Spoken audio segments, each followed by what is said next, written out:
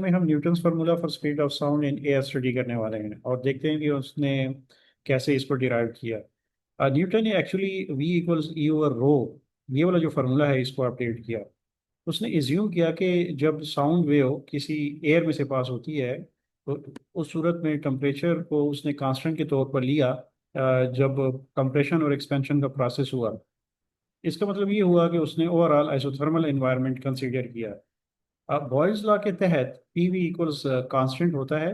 अगर pressure increase हो P से पी प्लस डेल्टा पी और वॉल्यूम डिक्रीज हो वी से माइनस डेल्टा वी, तो हम इस इक्वेशन को अपडेट कर सकते हैं। P V equals P plus delta P into V minus delta we.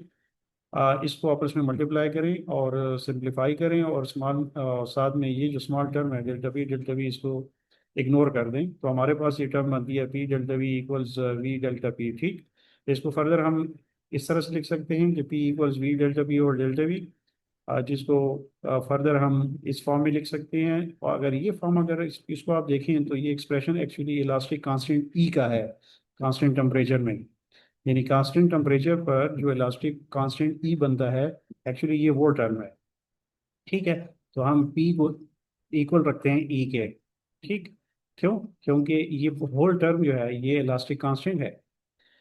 अच्छा, अब हम इसको इक्वेशन वन में सब्स्टिट्यूट करते हैं तो v इक्वल्स पी ओवर रो बन जाता है। ठीक, तो ये इस तरह से न्यूटन ने इस फार्मूले को अपडेट किया।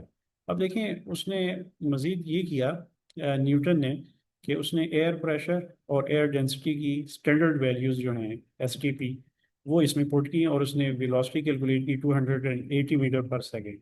ठीक है, और जबकि एक्सपेरिमेंट से हमें जो वैल्यूज़ मिलती हैं वो मिलती हैं वी इक्वल्स 332 मीटर पर सेकेंड। ठीक, तो इसका मतलब ये हुआ कि Newton result was less than the actual speed because he assumed isothermal changes। ठीक है, तो बहरहाल उसने बहुत हद तक उसने वैल्यू जो है वो अच्छी कैलकुलेट की। लेकिन इसको फिर बाद में लेप्लास ने करेक्ट किया एडियाबेटिक चेंजेस कंसीडर करके। तो अगले लेक्चर में हम वो